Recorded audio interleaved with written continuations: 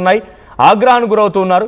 So మా ప్రజల్ని Madhu join అవుతున్నారు. మధు, సో ఇది రెండవసారి, గతంలో కూడా మార్చి నెలలో 60 రూపాయలు పెంచినటువంటి గవర్నమెంట్ ఇప్పుడు మరోసారి 29 రూపాయలు పెంచేసింది, అంటే హాఫ్ పెంచేసింది. ఆల్మోస్ట్ ఆల్ ఈ 1-2 మంత్స్లోనే 100 రూపాయల మేర పెరిగింది. సో ఈ పెరిగినటువంటి ధరలు ఎలా ఉండబోతున్నాయి, ఏంటి సిచ్యువేషన్, ఈ స్థాయిలో ధరలు పెరుగుతున్నాయంటే సామాన్యుడి పరిస్థితి ఏంటి? అట్ ది సేమ్ టైం ఇప్పుడున్నటువంటి సిచ్యువేషన్లో ఇన్ఫ్లేషన్కి కారణమవుతున్న సిచ్యువేషన్ కనబడుతోంది. ఆయిల్ ప్రైజెస్ మూలంగా బయటికి ఏ వస్తువులు కొనుక్కోలేకపోతున్నాం, ఎసెన్షియల్ గుడ్స్ అన్ని కూడా ధరలు పెరిగిపోతూ ఉన్నాయి. ఇప్పుడు గ్యాస్ మరొక గుదిబండలా మారిపోయింది సామాన్య ప్రజలపైన. ఇటు కాంగ్రెస్ పార్టీ కూడా ఆగ్రహం వెలుగక్తోంది, ప్రతిపక్షంగా తన వాయిస్ రేజ్ చేస్తోంది. ఇన్ఫ్లేషన్ మ్యాన్ మోదీ అంటున్నారు.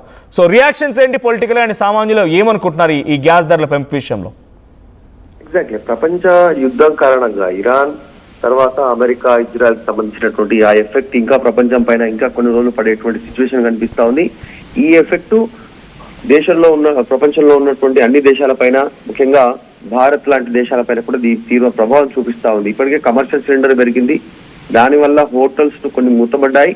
తెరిచి ఉన్నటువంటి హోటల్స్ ఆల్రెడీ కస్టమర్ల పైనే దాన్ని తీసే ప్రయత్నం చేస్తా ఉన్నాయి. ఒక్కొక్క టీ పైన, టిఫిన్ పైన, మీల్స్ పైన, ఆహారం ప్రతి దానిపైన రేట్లు పెంచినటువంటి సిచ్యువేషన్ కనిపిస్తా ఉంది. ఇప్పుడు డొమెస్టిక్ సంబంధించి గృహ అవసరాలకు ఉపయోగించేటువంటి సిలిండర్ పైన కూడా రేటు పెరగడం అనేటువంటిది కాస్త దేశవ్యాప్తంగా ఉన్నటువంటి కుటుంబాల పైన భారం పడేటువంటి సిచ్యువేషన్ కనిపిస్తుంది. ఇంకా మరింత పెరిగే అవకాశం ఉంది. ఇది ఇక్కడితో ఆగేలా లేదు.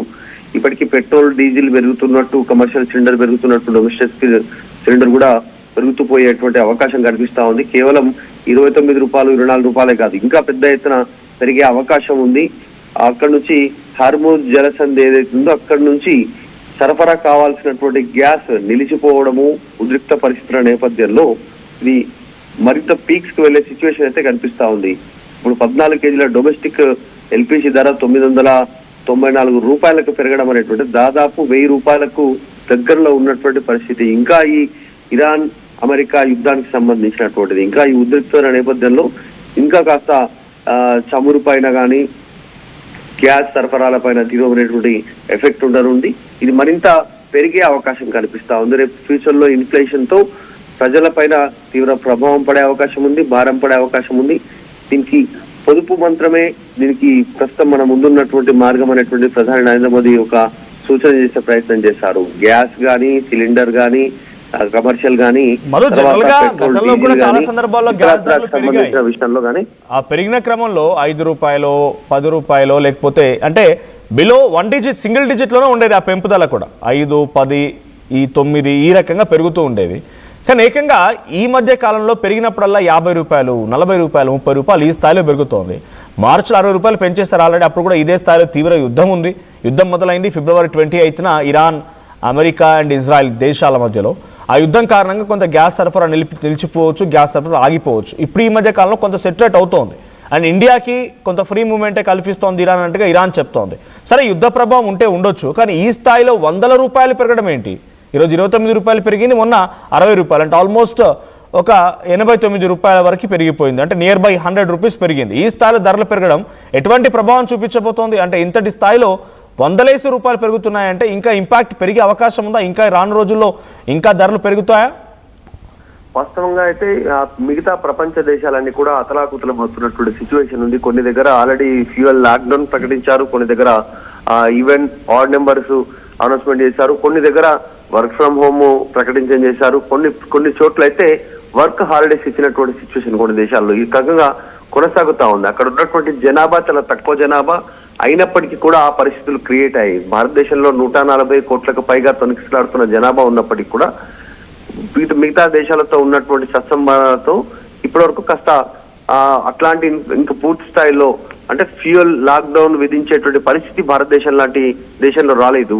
దాన్ని కాస్త దగ్గర నుంచి అబ్జర్వ్ చేస్తూ ప్రభుత్వం ముందుకు పోతుంది అనేటువంటి ఒక సూచన చేస్తా ఉన్నారు.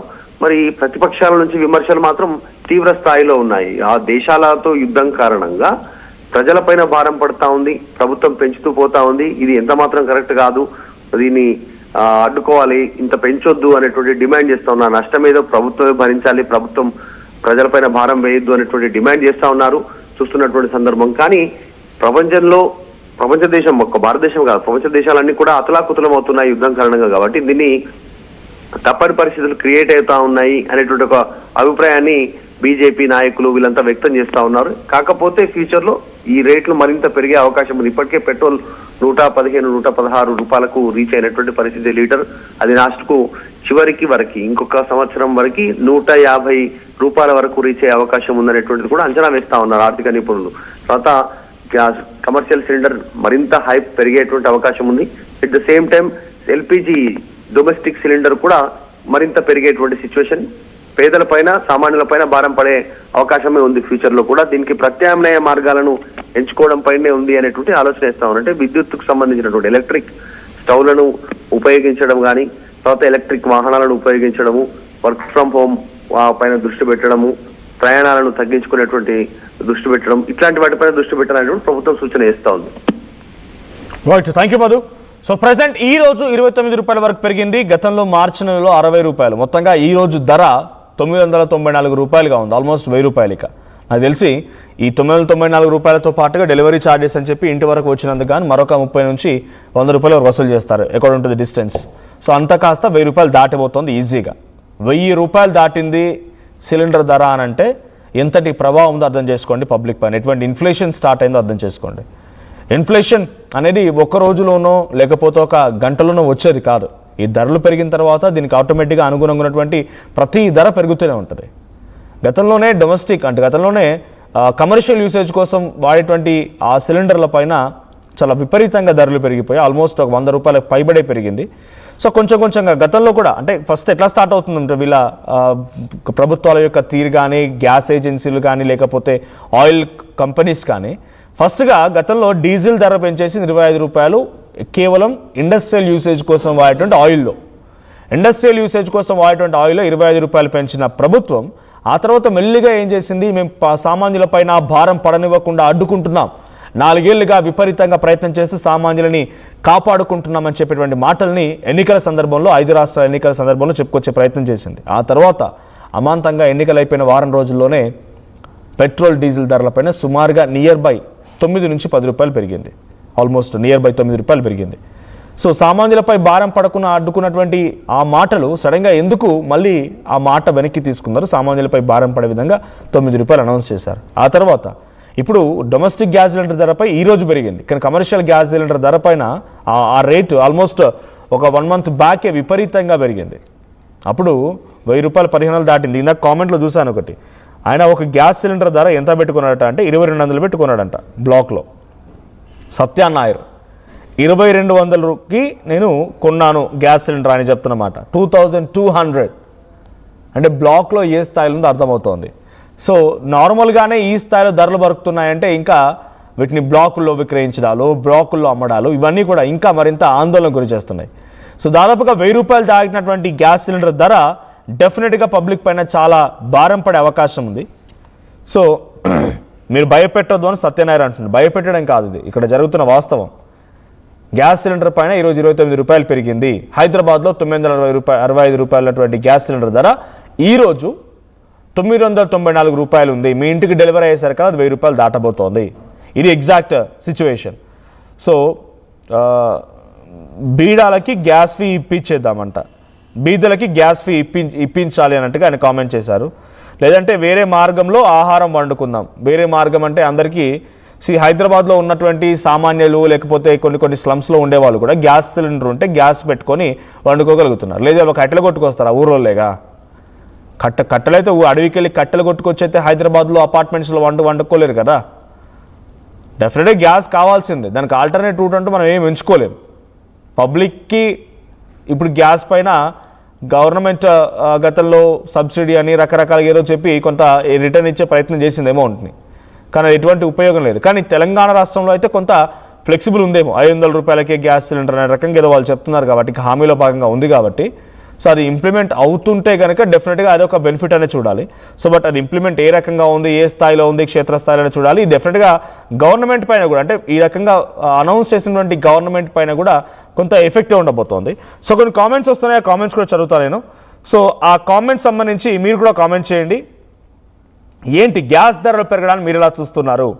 సో గ్యాస్ ధరలు పెరిగేటువంటి విషయం పైన మీ అభిప్రాయం ఏంటి?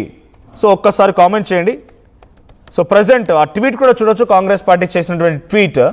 సో ఆ ట్వీట్లో మీరు చూడొచ్చు, ఆ ట్వీట్లో ఇన్ఫ్లేషన్ మ్యాన్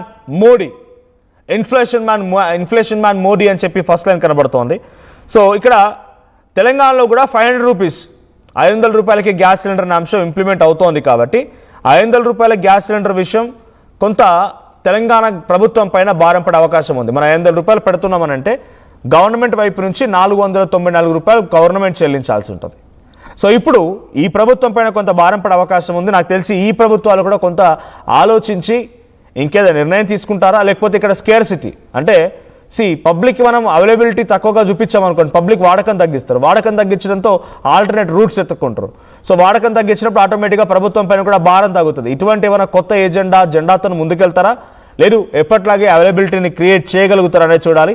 సో మీకేమనిపిస్తోంది, ఈ స్థాయిలో గ్యాస్ ధరలు పెరగడానికి మీరు ఎలా చూస్తున్నారు? మీరు గత 2026 జనవరి నుంచి మొదలుకుంటే ఇప్పటి వరకు